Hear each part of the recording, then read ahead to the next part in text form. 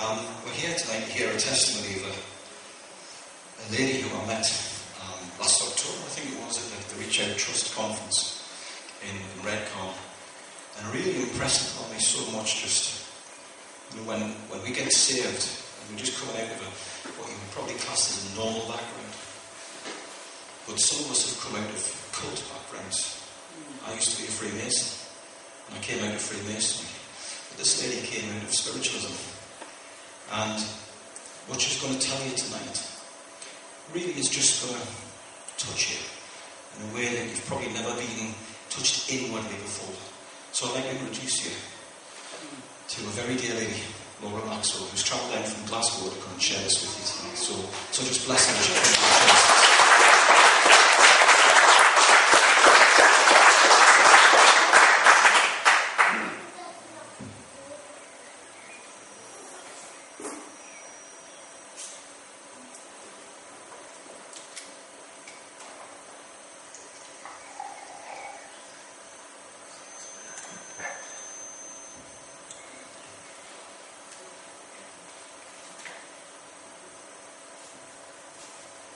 Thank you very much. Thank you, that was lovely worship. Thank you everyone for coming along tonight. Just would like to tell you my experience of spiritualism and really to emphasise as well that my particular story is not at all unique.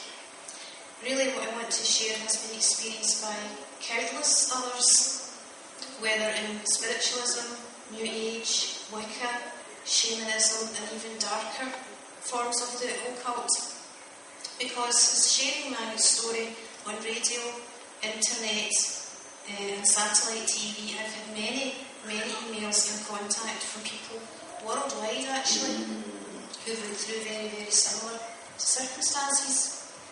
Just a little bit of background. New Age, as most of you will know, is not actually new, but a mix of ancient, pagan and Eastern spiritual practices blended together, and it welcomes the dawn of the New Age, where in these last days more cultures will reject the more traditional faiths and become more open to things of the psychic phenomena.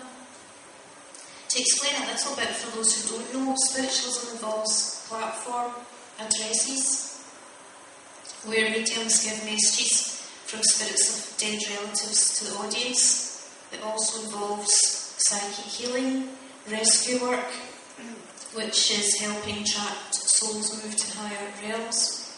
As a spiritualist myself, I used to believe also in reincarnation, and that really the place called hell was just a lowest level in the afterlife.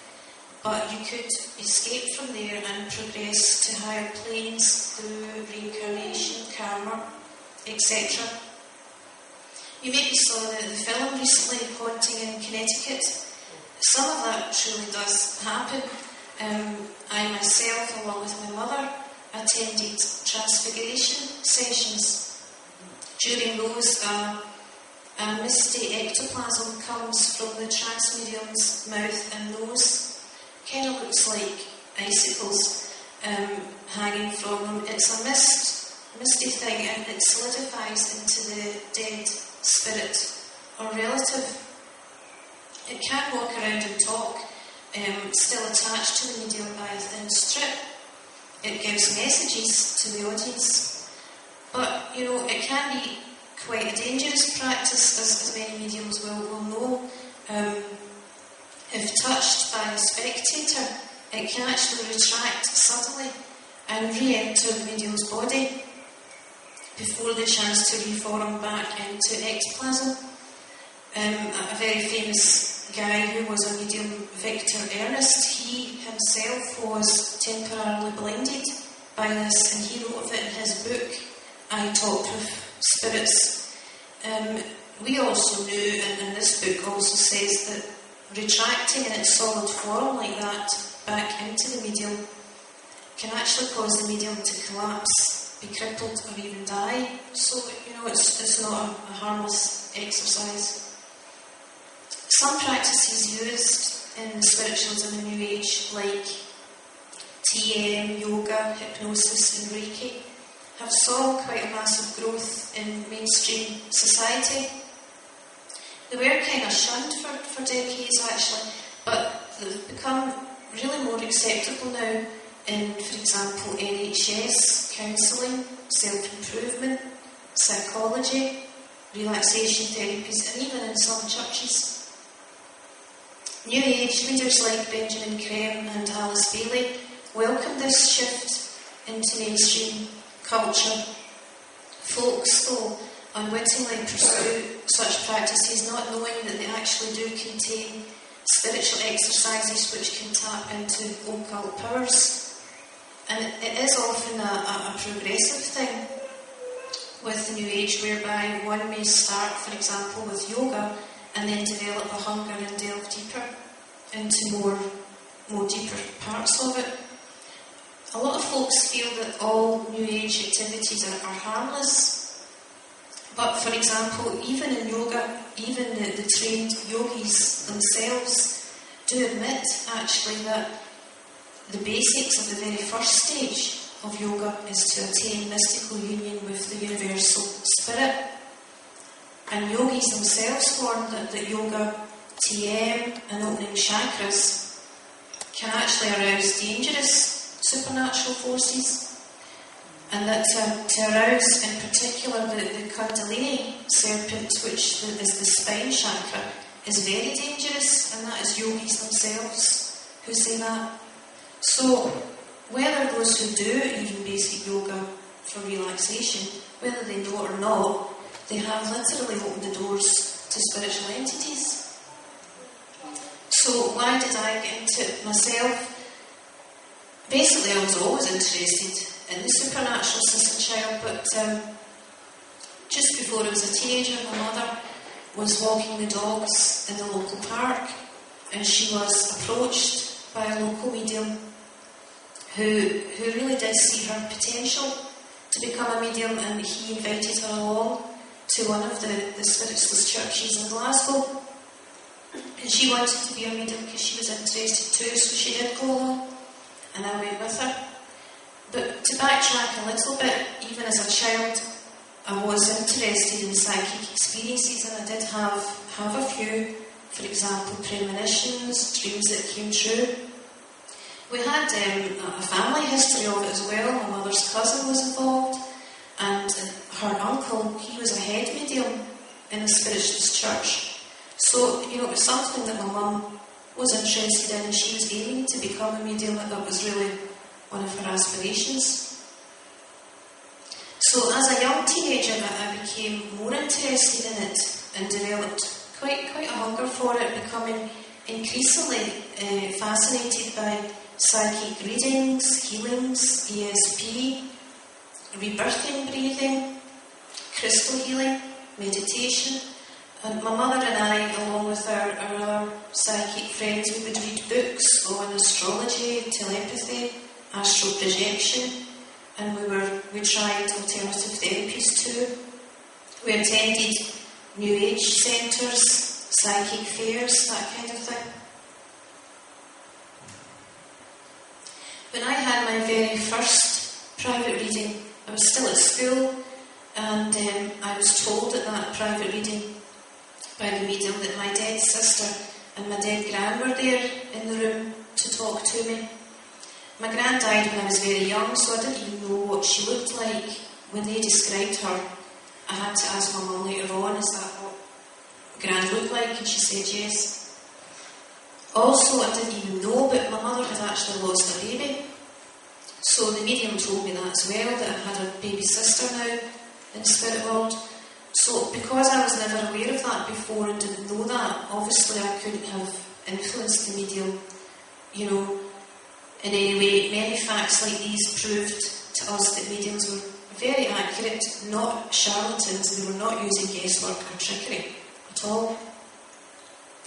In my late teens, along with my mother, I attended development circles where you were trained in clairvoyance, clairaudience, clairsentience, seeing, hearing and sensing spirits, for those that don't know what that means. Mum was really quite ahead of me, and she began to communicate with dead spirits, channeling messages from them. We learned plenty of other New Age practices too, and we read papers such as the Psychic News, books by White Eagle, Ascended Masters, and so on.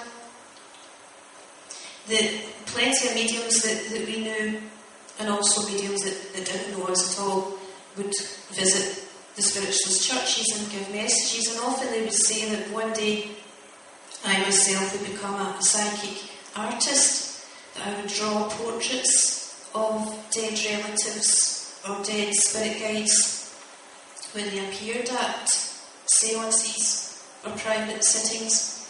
And they also encouraged me, they said I had a gift for photography. Well, I didn't do that at college. And they said to practice psychic Kirlian photography, which is really using infrared film to catch images of spirits and ectoplasm. At that stage I didn't pursue it because I was pretty busy. I was a young teenager, I was at college, that kind of thing, but I did plan to pursue it later because I did want to become a medium when I was older. So my mother, she really went right into it deeper than me. She got to the point where she was involved in automatic writing, where spirits totally took over her hand. She would be in a trance, and they would write so-called sacred texts through her, using her as their vessel. So really we were very, very involved. It was our whole life, and every week we were involved. And this went on. My mother and father divorced, and really when that happened it allowed my mother to go into it much further because my dad wasn't really interested. So in my early 20s, or my late teens, we began to suffer some spiritual problems and psychological effects, such as feelings of evil foreboding, sleep paralysis, night terrors, which were heavy weights and presences pushing down our bodies, invisible hands choking us, strangling us. We actually had already heard from our spiritualist friends that we knew that this can be a common thing for people in spiritualism. We did hear about it quite often. We were involved in about 3 spiritualist churches, and we always were making new spiritualist friends at New Age fairs and that kind of thing. So we were aware that danger was there. We tended to ignore it, to be honest. We'd heard rumours around, as I say, the 3 spiritualist churches we attended, that some mediums' homes actually became haunted or possessed, and even that their long-term spirit guides would actually turn on them for no apparent reason, keeping them up at night. They would have poltergeist activity in their house. So we were beginning to get a bit confused and wonder, why is this happening, and can we stop it? And what we discovered really was that the head mediums certainly would try. They were very helpful, very kind people, but they were often quite limited and powerless in totally stopping such events. And some individuals, very sadly, were sectioned and admitted to psychiatric wards because these spiritualists or mediums had become a danger to themselves and others. As I say, simply because their spirit guides were now taking control of the medium against the medium's will, taking control of them not when they wanted to get into trance, but when the spirits wanted to work through them. And some mediums were saying their spirit guides were even threatening to hurt people. So, as I say, we had heard of that, and we kind of had turned a blind eye to it because it was so fascinating, the whole realm, and we loved it so much that we thought, well, maybe the odd negative thing can happen. We tried to not really think about it. But when similar things began to happen to us, obviously we had to think about it a bit more. We were subjected to poltergeist activity, such as hands champing from inside wardrobes, doors slamming shut when there was no draft, electrical appliances coming on, even though not plugged into power. My mother was actually thrown around the house as well with spirits. And even outside, several times while we went shopping, we would be walking along the busy street, and all of a sudden my mother would be lifted and thrown in front of cars. Once she was actually thrown right on top of the bonnet of a car. Luckily it was at a crossing that wasn't moving. Much to the shock of myself and witnesses. Again, as I said at the very beginning, this is not unique to me. It's not just that this happened to me and my mum. We've heard of it happening to other spiritualists and mediums. And indeed, since I became a Christian, I've read of books, plenty of books by other former mediums who went through this too. One guy, quite a famous medium called Ben Alexander, he writes of it in his book, Out from Darkness. We also heard rumours of some mediums who had progressed to Satanism, and again, we didn't want to think too much about that, but I remember sometimes we would look in our own spiritualist church and think, oh. We'd hear sometimes Satanists can secretly infiltrate spiritualist churches and scout for new members, because they can obviously sense mediums who have potential to become Satan's disciples. Really things were getting so bad, in my mother's house with the poltergeist activity, and we had friends who ended up in psychiatric wards, spiritualist friends, and it seemed to be happening more and more. We're hearing far more about it. So we got to the point we wanted out. Sometimes when people had these negative experiences, the mediums would be obviously very kind, and they would try and explain it in that it was a lower level spirit who had managed to get through, but that our spirit guides would protect us. The mediums even said that our spirit guides and relatives were genuine and they weren't mischievous spirit guides at all. My mum and I had good spirit guides. The mediums, they couldn't explain why these spirit guides became obnoxious and violent towards us. They even said it wasn't a case of like attracts like. As the mediums we knew in 3 different spiritualist churches had said, Mum and I had good spirit guides, Mum and I had no negative energies or karma to attract them, we didn't have less involved guides, and we hadn't signed up for this trouble in a prior life. So at this time when things were getting so bad, and lots of spiritualists and mediums we knew tried to cleanse our house unsuccessfully, really what happened, friends who were New Agers or mediums began to abandon us, just because they couldn't clear our house of these bad spirits. I can understand it, because I would imagine, putting myself in their shoes, I were probably pretty embarrassed and not able to help, and also probably quite frightened. They were all very nice people. It must have been confusing for them, and I certainly forgave them and do still forgive them for deserting us. Every spiritualist, every psychic we met were kind, genuine, helpful folks with good motives. I want to emphasise that. They weren't evil or nasty, as some ill-informed folks assume. They just assume if you're in the occult you must be a nasty person, but I can assure you that's not true. I never met a medium I disliked.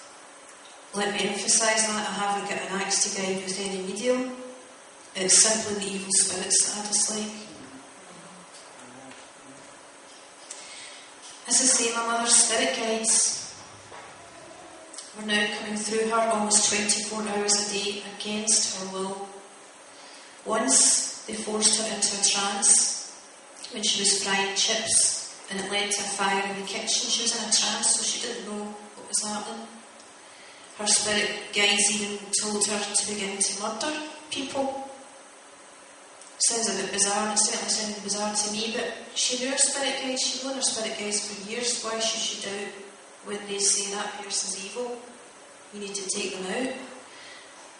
Basically, my mother began to write threatening letters to certain people, and the police were involved, naturally. She even told me that her very trusted spirit guide that she'd known for years told her that she had to kill my dad. So really, as I say, we were at the stage now where we're trying to leave spiritualism. one night my mother was actually attacked all night long by her spirit guides, all night long, physically attacked. She saw a large eye on the wall, and she saw snakes on the bed. She saw things that a lot of folks probably wouldn't even believe, but I do believe her. She thought it was Satan, and she said it only disappeared when she shouted Jesus Christ repeatedly. Now, my mother hadn't called on Jesus Christ before. She wasn't interested in the Bible or Jesus. It was just spirit guides and spirits that she was interested in. Also myself, I was still living at my mum's and I was going through this too.